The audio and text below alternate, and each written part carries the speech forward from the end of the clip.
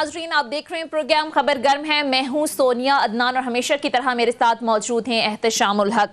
नाजरीन, कल पाकिस्तान के सबसे बड़े सूबे पंजाब के वजीर आला का इंतखाब होने जा रहा है और कहा यह जा रहा है कि ये इंतखाब मुल्क में मुस्तकबिल की सियासी समत का तयन करेगा।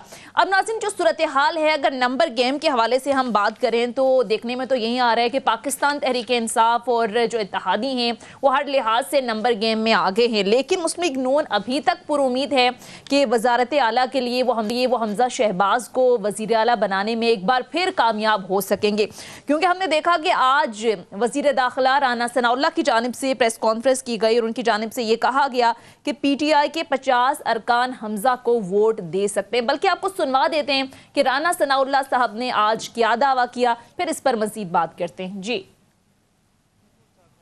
जब मैं जेल में गया था 5 नहीं 50 लोग जो हैं वो ये समझते होंगे कि ये सारा जो हो रहा है ये गलत हो रहा है और इसलिए जो है वो अपने वोट का हक जो है वो अदरवाइज जो है वो या इस्तेमाल कर सकते हैं या कम से कम ये है कि वो जो है वो उसे रोक सकते हैं, एब्सटेन कर सकते हैं।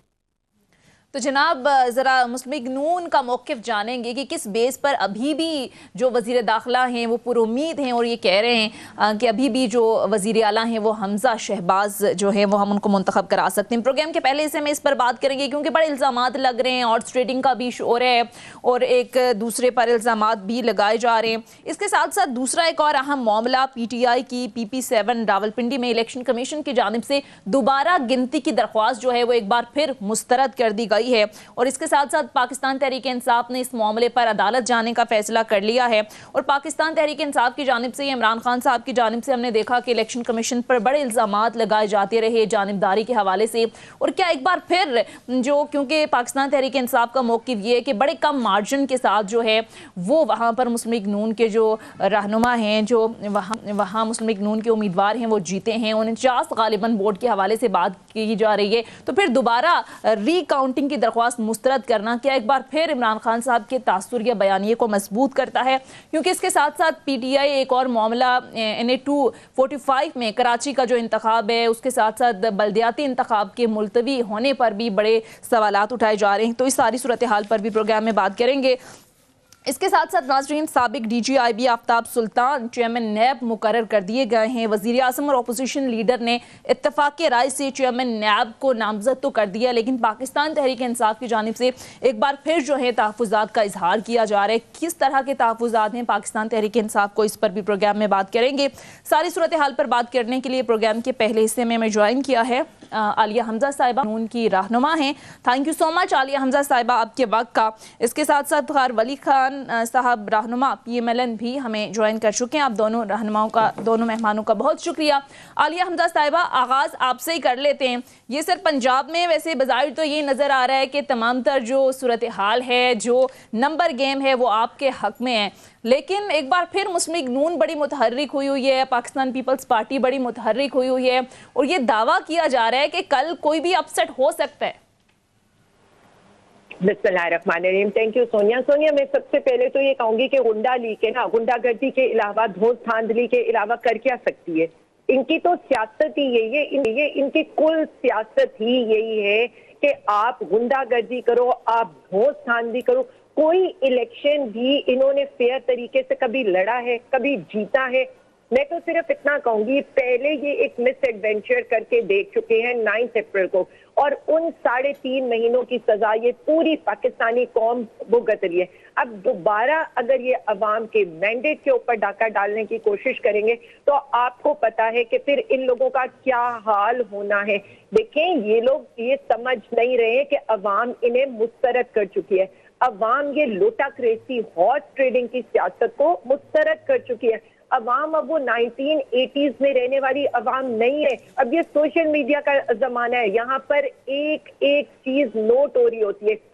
जिस तरह से देखिए वैसे ही टांग रही है। आपने देखा है कि 1 घंटे के अंदर। देखिए आलिया, इसमें एक चीज है, मेरे ख्याल उस पर आप कमेंट कीजिएगा। आलिया देखिए, इस वक्त सूरत हाल ये है कि जिस अंदाज से फेडरल गवर्नमेंट जो है ना वो बार बार, और आज भी आपने देखा कि खुर्रम दस्तगीर और डॉक्टर मुसद्दक ने कहा है कम वक्त में 23 अगस्त 2023 से पहले इलेक्शन नहीं होंगे, उसी तनाज़र में पूरा जोर लगाया जा रहा है कि कल का मार्का उन्होंने उसके लिए सर दड़ की बाजी लगा दी है, इन्फ्लुएंस भी कर रहे हैं, पैसा भी लगा रहे हैं, जो भी कहें उन पर जो इल्ज़ामात लग रहे हैं।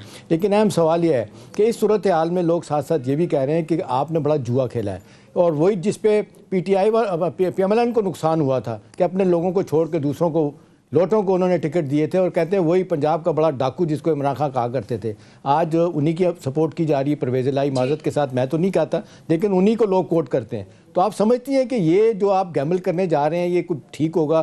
फ़र्ज़ करें अगर बन भी जाते हैं तो लोग कहते हैं कि जी ये तो फिर बैलेंस करेंगे इमरान खान को, और ये इमरान खान को फ्री हैंड नहीं मिलेगा कभी भी। जी देखिए जी, मेरी एक बात सुने, हमारी पार्टी है, हमारी पार्टी का फैसला है, हम जिसको मर्जी अपना कैंडिडेट बनाए। अब इनको ये सारी बातें क्यों याद आ रही हैं? जब ये खुद परवेज इलाही को कैंडिडेट बनवाने के लिए आसिफ अली जरदारी PMLN की मिन्नतें कर रहे थे, तब इनको याद नहीं था कि बेनजीर का कातिल वो इन्हें कहते थे, और बेनजीर के कातिल लीग वो क्यू लीग को कहते थे, और बाद में उन्हीं का इन्होंने डिप्टी वजीर आजम बनाया था।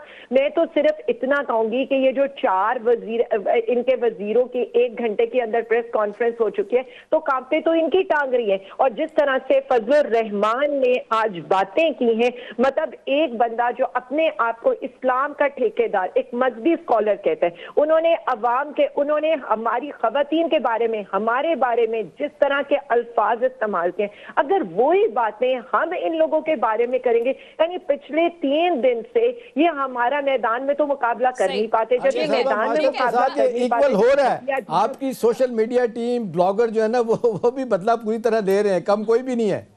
देखिए जी, मेरी एक बात सुने, बदला पूरा हमने इसमें क्या लेना है? मुझे आप ये बात बताएं, साद रफीक की जबान को अगर हम उनकी जबान में बात करना चाहें तो उनकी शादियों के जिक्र भी निकल आएंगे। अगर हम मरियम औरंगजेब की जबान में बात करना चाहें तो फिर उनकी पूरी फैमिली की हिस्ट्री सबको पता है। या इनके जो लीडरान है, अगर हम उनकी जाती जिंदगी उछालने लगे तो फिर तो ये किसी को भी मुंह छुपाने की सियासत में जगह नहीं मिलेगी। और फजलुर रहमान की सियासत किससे ढकी छुपी है कि जिस तरह से औरत की हुक्मरानी को नाजायज करार देते हैं, ये कोई भी जमात करे, गाली कल्चर इसका खात्मा होना चाहिए। बिल्कुल। आलिया हमजा साहब, इख्तियार वली साहब भी हमारे साथ मौजूद हैं, उनको भी शामिल गुफ्तगू कर लेते हैं। इख्तियार वली साहब, ये अब कल का मार्का जाहिर है सबकी नजरें उसी पर हैं, लेकिन वाज़ेह तौर पर नजर आ रहा है कि नंबर गेम को सारी की सारी जो है वो पाकिस्तान तहरीक इंसाफ के हक में है। फिर आप लोग किस तरह से क्लेम कर रहे हैं? आज वफाकी वजीर दाखिला बात कर रहे थे कि PTI के 5 से 50 अरकान हमजा शहबाज को वोट दे सकते हैं, या फिर ये अरकान जो है वो वोटिंग के दिन गैर हाजिर भी हो सकते हैं। किस बेस पर सर आप ये बात कर रहे हैं? Thank you Sonia. बात ऐसी है कि एक तो सबसे पहले मैं आपको बताऊं कि इमरान खान जब करप्शन के बारे में बात कर रहा हो तो आप यकीन कर लें कि इस वक्त ये करप्शन कर रहा है। जब ये हॉर्स ट्रेडिंग के बारे में बात कर रहा हो तो आप यकीन कर लें कि ये हॉर्स ट्रेडिंग कर रहा है, ये लोटाक्रेसी को दवाम बख्श रहा है। अगर नंबर गेम की बात है तो मुझे ये बताइए कि सेनेट ऑफ पाकिस्तान के इलेक्शन में क्या हुआ था, इमरान खान ने कितने लोग खरीदे थे। अगर मैं कौमी असम्बली की बात करूं तो 1 हफ्ता नहीं हुआ इमरान खान ने ये बात भी की थी कि हम MNAs को बजोर और एजेंसियों को इन्वॉल्व करके गर्दनों से पकड़ पकड़ कर असम्बली में लाते थे। वो क्या था? क्या वो लोटाक्रेसी नहीं थी? क्या वो ये हॉर्स ट्रेडिंग नहीं थी? या उस वक्त आपको पार्लिमान और जो पार्लिमानी उमूर हैं और जमहूरी अक़दार हैं ये आपको याद नहीं थे? जब आप फंस जाते हैं तो आपको पार्लिमान भी याद आ जाता है, आपको जमहूर भी याद आ जाता है, आपको अक़दार भी याद आ जाते हैं। और दूसरी बात जो आप राना सनाउल्लाह की लेके बैठे हुए हैं, तो मैं आपको इतना कहूं कि जो 20-22 लोग इनके मुनहरिफ अरकान थे पंजाब असम्बली में जो डिस्क्वालीफाई हो गए थे, वो कौन थे? वो PTI के लोग नहीं थे? या वो इनकी अपनी जमात के लोग नहीं थे? वो इन्होंने इनके खिलाफ नहीं थे? तो इसी तरह और भी होंगे। वो सिर्फ इख्तियार वली साहब माजरत के साथ 1-2 चीजें मैं चाहूंगा। बात कर लो आप।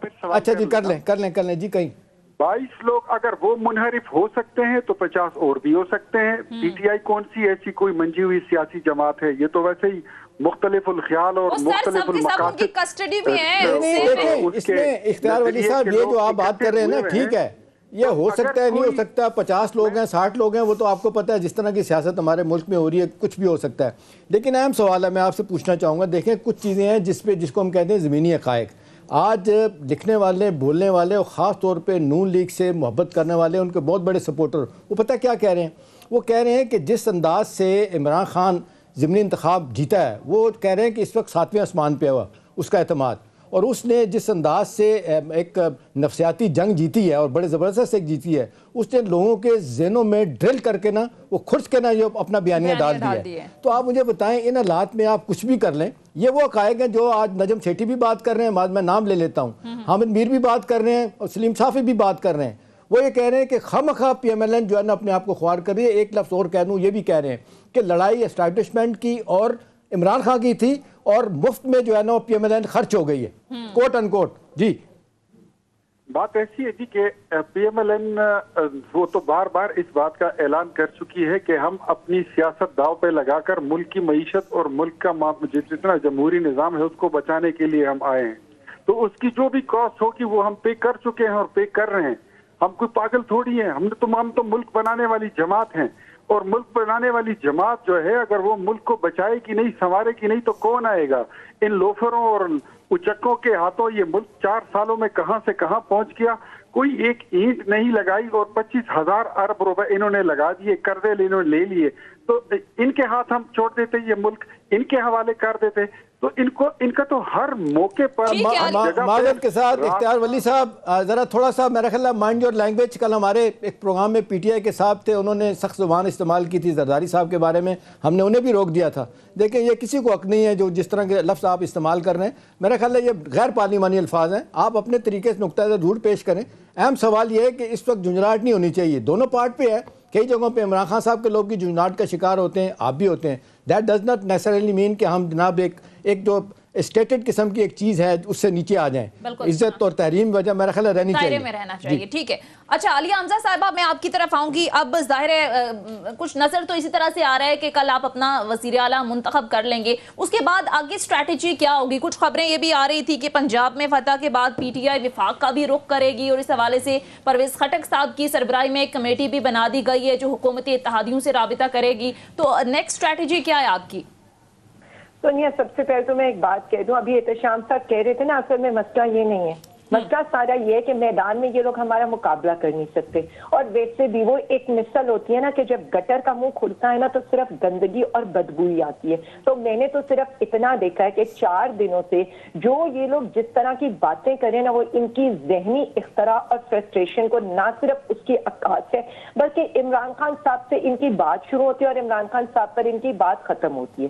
फिर आ जाए, मसला इन लोगों के साथ ये है ही नहीं। मसला इनके पास ना कोई वजीर दाखिला ढंग का था, ना पंजाब में ना वफाक में। एक गुंडे को, और बकौल मेरे नहीं, इनकी अपनी पार्टी के एक सरबराह के, जो लोगों को कत्ल कर देता था, ठीक है, उसको इन्होंने वजीर दाखिला बनाकर ये शो करने की कोशिश की कि PTI का रास्ता ये धौंस से रोक सकेंगे, या हम पे पर्चे कराकर रोक सकेंगे, या हमारी चार दीवारी का तकद्दुस पामाल करके रोक सकेंगे। तो 3.5 महीने के अंदर इन्होंने हर बात मान लिया।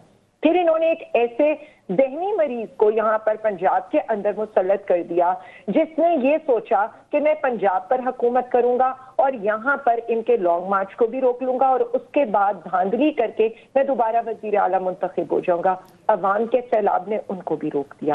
अब मसला ये नहीं है, अब मसला ये है कि यहाँ पर वो जो एक जरदारी जिसे सबसे भारी कहते थे, जैसे आप आजकल सब पाकिस्तान की सबसे बड़ी बीमारी कह रहे हैं, वो चौधरी शुजात के कदमों में गिरे हुए हैं। दूसरे इनके लोगों को खरीदने पर लगे हुए हैं, और बाकी लोग जो है वो बैठकर प्रेस कॉन्फ्रेंसेस करके हमारी पार्टी पे हम लोगों के ऊपर जिस तरह के कीचड़ उछाल रहे हैं। मैं सबसे पहले तो कहूंगी कि ये नहीं होना चाहिए। ठीक है, आपका पॉइंट आ गया एहतशाम साहब। अभी भी आपको लगता है कि कहीं ना कहीं जिस तरह से पाकिस्तान तहरीक इंसाफ जो है वो इल्जामात लगा रही है, हॉर्स ट्रेडिंग की खदशा मौजूद है, या अब सूरत हाल क्लियर है? देखिए सोनिया, मेरे नहीं ख्याल कि इस पर कोई दो राय हो सकती है। सियासी बयानबाजी आप कर सकते हैं, पॉइंट स्कोरिंग आप कर सकते हैं, आपको पूरा हक है इख्तलाफ करें, क्रिटिसाइज़ करें, एक्यूज़ करें, काउंटर एक्विजिशन भी आती हैं, लेकिन एक दायरे में रह के सब चल सकता है।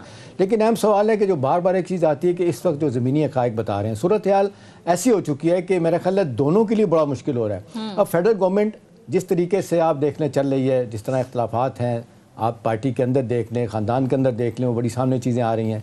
और ज़िमनी इंतखाब हारने के बाद मेरा ख्याल है नून वाले बहुत बैकफुट पे हैं। शुरू में तो बड़े दिल से कबूल कर लिया था उन्होंने, मेरा ख्याल है सवाल भी बन जाएगा इख्तियार वली साहब के लिए, उन्होंने ये एक्सेप्ट कर लिया था अपनी जिसको कहते हैं हार को, और लोगों ने बड़ा सराहा था कि एक 70 साल के बाद यूँ कहना चाहिए कि पहली दफ़ा सन 70 के बाद कोई मान रहा अपनी बात, लेकिन फ़ौरन ही यू टर्न लिया गया और कहा गया कि नहीं जी ये तो हम तो हारे नहीं हैं, हमने तो 20 सीटें इनकी थी, 4 हमने उनसे निकाल ली हैं। फिर उसके बाद देखें ना सोनिया, जो लोगों का मूड ख़राब हो रहा है, जिस तरीके से एक दूसरे के ख़िलाफ़ बातें हो रही हैं, हिजान परवर एक माहौल बन रहा है, इससे मेरा ख्याल है होगा क्या। देखें अब एक तरफ इकॉनमी का सरासर नुकसान हो रहा है, आए दिन जिस तरफ इकॉनमी नीचे चली जा रही है, लोग कहते हैं अनमैनेजेबल हो रहा है मामला।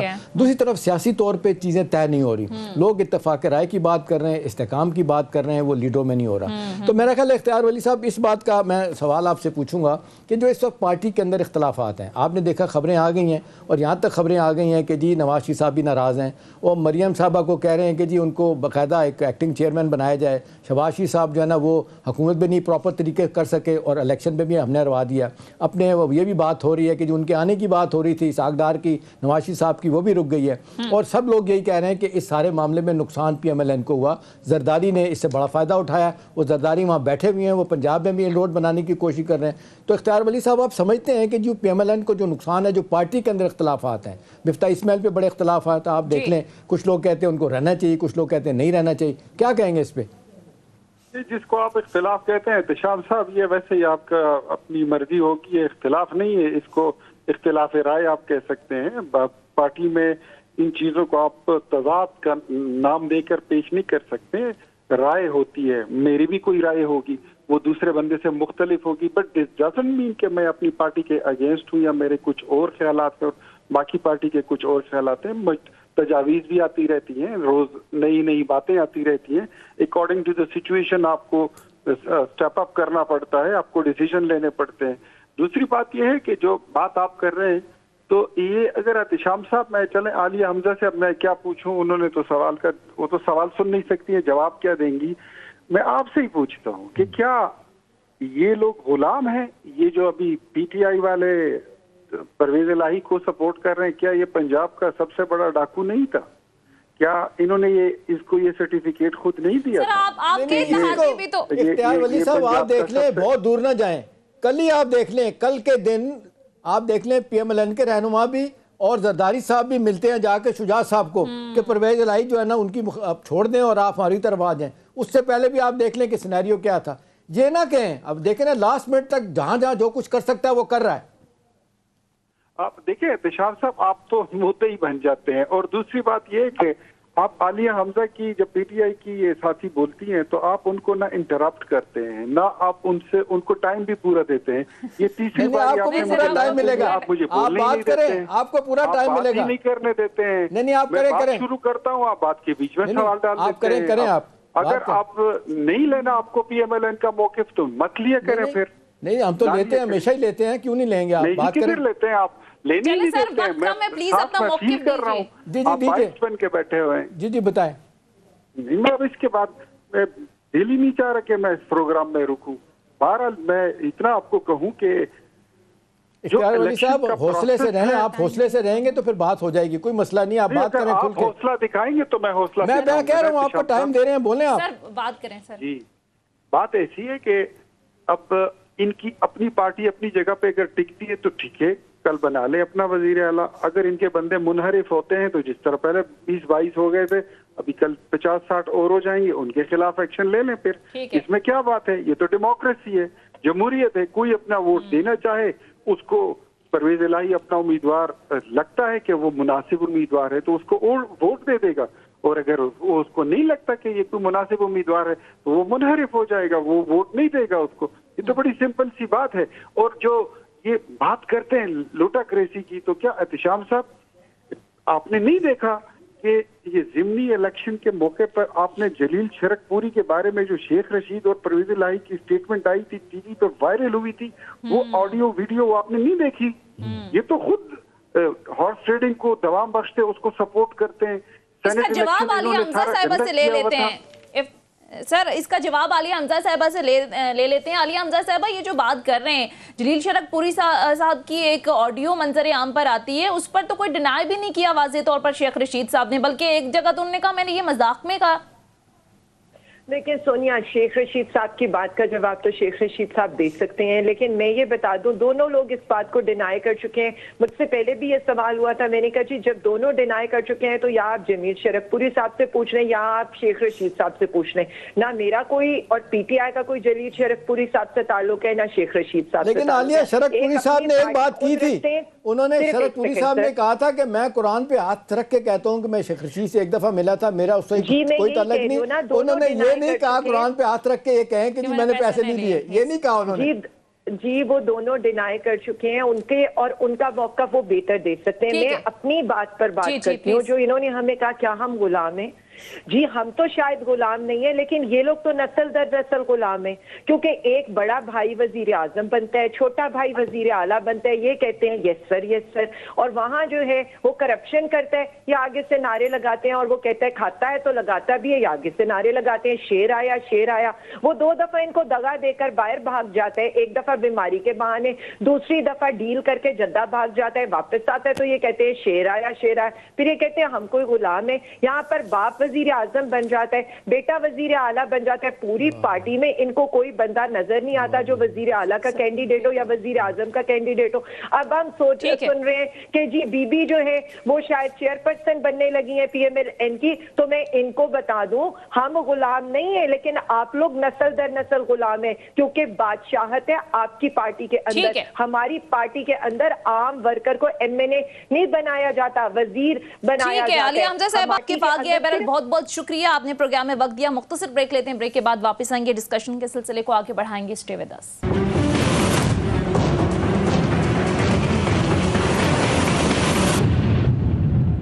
ब्रेक के बाद खुश आमदीद। प्रोग्राम में हमें ज्वाइन कर चुके हैं सीनियर एनालिस्ट फ़खरुर रहमान साहब, thank you so much for joining us. इख्तियार वली खान साहब, रहनुमा मुस्लिम लीग नून भी हमारे साथ मौजूद हैं। मैं आपकी तरफ आऊँगी फ़खरुर रहमान साहब, अगर PP7 के हवाले से बात करें तो ज़ाहिर है पाकिस्तान तहरीक इंसाफ और इमरान खान साहब इलेक्शन कमीशन के ऊपर बड़े तहफ़्फ़ुज़ात का इजहार करते रहे, जानिबदारी का इल्ज़ाम लगाते रहे, लेकिन सर ये PP7 में जो कुछ भी हुआ पिछले 2-3 दिन से आप देखें, और आज फिर बाकायदा तौर पर ये कहा गया है कि हम मुस्तरद करते हैं दोबारा काउंटिंग की दरख्वास्त, तो आपको लगता है कि कहीं ना कहीं ये जानिबदारी का जो इल्ज़ाम लगाया जाता है ये तासुर मजबूत नहीं हो जाता?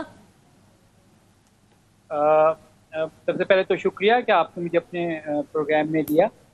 बिल्कुल कुछ तो है जिसकी जो है वो राजदारी है। देखें, इलेक्शन कमीशन की जो सबसे पहली जिम्मेदारी है फ्री फेयर ट्रांसपेरेंट इलेक्शन। तो हमने PP7 के हवाले से देखा है कि फ्री का भी तासुर काफ़ी हद तक सही आया, और जो जहाँ तक मामला जो था वो फेयर पे आके और फिर उसके बाद ट्रांसपेरेंसी के हवाले से आकर रुक गया।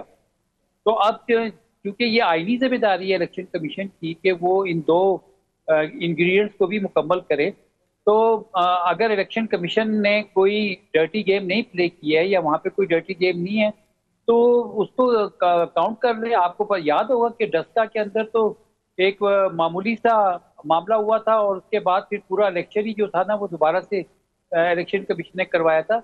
लेकिन ये वाकया तो अपनी नौयत का एक वाकया है।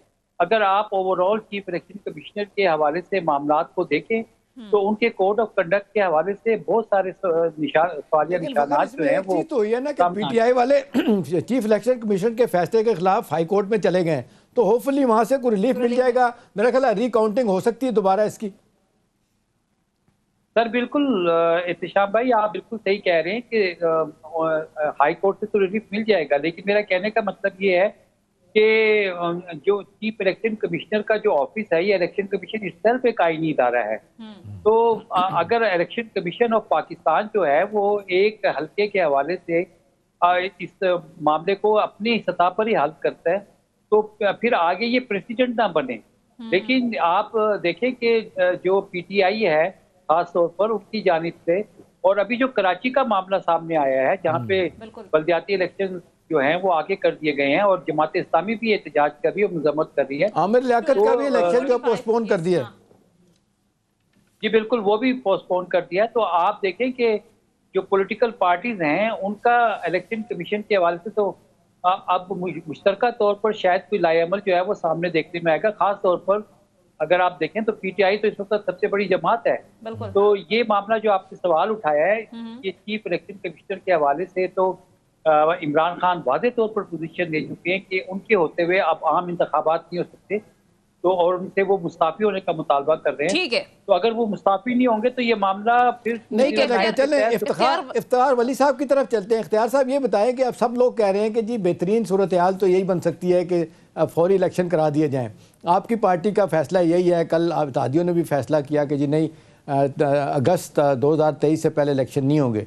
तो सवाल मेरा आपसे ये कि आप नहीं समझते कि जितना इस वक्त दबाव है, जितना सियासी तौर पे माहौल घुटन का शिकार है और जिस तरीके से इकॉनमी नीचे जा रही है, बेहतर यही है कि इलेक्शन की तरफ सारे चले जाएं और कोई मुत्तफ़िका राय, इस इत्तफाक राय से ये डेट तय हो जाए इलेक्शन की? जी, दबाव इससे ज्यादा था जब इमरान खान वजीर आजम थे। इकोनॉमी इससे ज्यादा प्रेशर में थी जब इमरान खान वजीर आजम थे। 2018 का इलेक्शन जब हुआ था, हमने उसके नताइज पीडीएम की किसी जमात ने तस्लीम नहीं किए थे। क्या उन्होंने अर्ली इलेक्शन के लिए ऐलान किया? क्या वो मिड टर्म इलेक्शन के लिए तैयार हुए?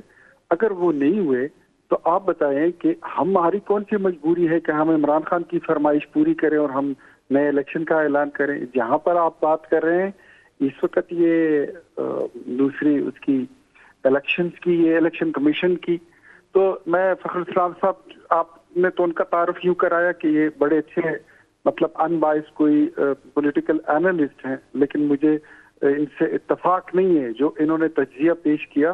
सबसे पहले तो आपको ये इल्म होना चाहिए कि जब इलेक्शन हो जाता है तो उसकी रिकाउंटिंग वहीं पर होती है जहां पर रिटर्निंग ऑफिसर बैठा होता है। मैं खुद अपनी जिंदगी में 6 इलेक्शन लड़ चुका हूं और रिकाउंटिंग के प्रोसेस से भी गुजर चुका हूं।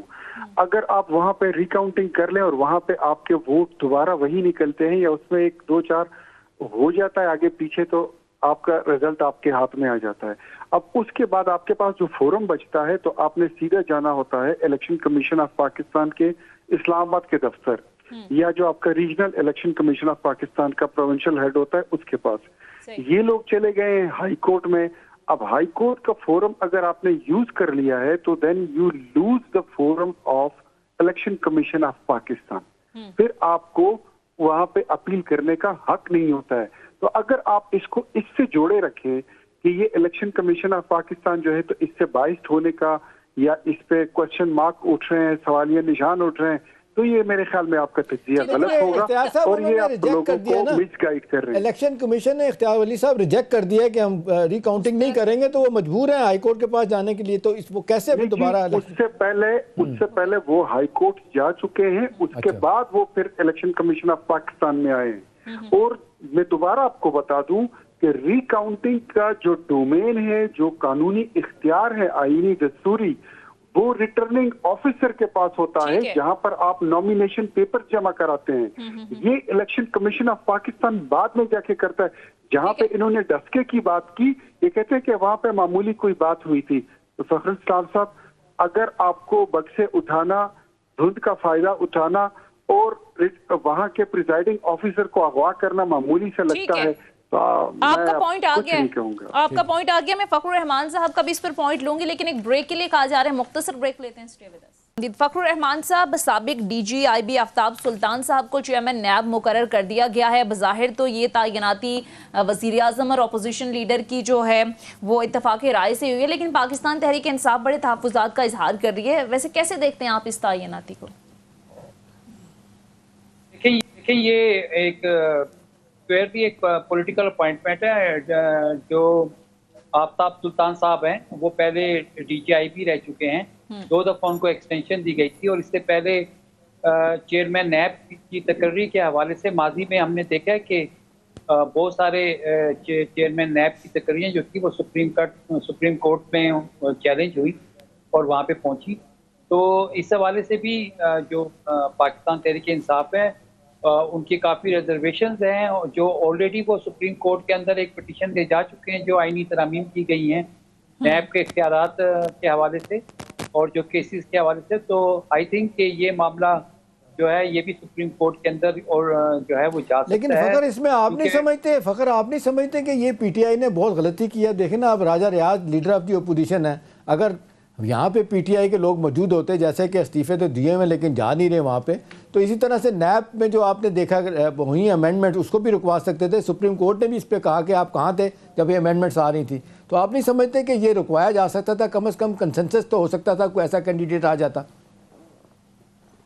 बिल्कुल एहतशाम भाई, आपने ये बात सही कही है कि अगर आज पीटीआई असेंबली के अंदर होती और अपोजिशन लीडर इमरान खान साहब होते तो ऑब्वियसली चेयरमैन नैब की तकर्री प्राइम मिनिस्टर और अपोजिशन की मुशावरत से होती है, तो यकीनन ये अमल जो था इस तरह से पाया तकमील को ना पहुंचता, क्योंकि जो राजा रियाज हैं वो तो एक बिल्कुल डमी से अपोजिशन लीडर हैं, दिखावे के हैं, उनकी तरफ से तो क्या एतराज हो सकता था। बिल्कुल ये बात यही है के साथ उनकी तस्वीर बजट की डॉक्यूमेंट की आई थी, उल्टा जो है ना वो डॉक्यूमेंट पढ़ रहे हैं बैठ के वो। जी बिल्कुल, राजा रियाज साहब को खुद भी नहीं पता होता कि उन्होंने अगला स्टेप क्या कौन सा उठाना है। लेकिन मैं इख्तियार वली साहब ने मेरी बात से इत्तेफाक नहीं किया, मैं उनके व्यू से बिल्कुल एक्सेप्ट करता हूँ कि इत्तेफाक ना करना उनका हक है। हाँ। और जब इख्तिलाफ आप करेंगे तभी एहतशाम भाई आप वे फॉरवर्ड सजेस्ट कर सकेंगे ना। तो मेरा अपना एक व्यू है कि PP7 में जो इलेक्शन का मामला है 49 का मार्जिन को इतना बड़ा मार्जिन नहीं है, और वहाँ पे यकीनन गड़बड़ हुई है जिसकी वजह से मामला कुछ पाया जा रहा है और इलेक्शन कमीशन जो है वो रिकाउंटिंग नहीं कर रहा। सही, ठीक है, बहुत बहुत शुक्रिया। प्रोग्राम में हमारे साथ मौजूद थे सीनियर एनालिस्ट फ़खर साहब, इसके साथ साथ मुस्लिम लीग नून के रहनुमा इख्तियार वली खान साहब भी प्रोग्राम में हमारे साथ मौजूद थे। नाज़रीन, ये था हमारा आज का प्रोग्राम के हवाले से फीडबैक ज़रूर दीजिएगा। अगले प्रोग्राम तक हमें इजाज़त दीजिए। खुदा हाफ़िज़।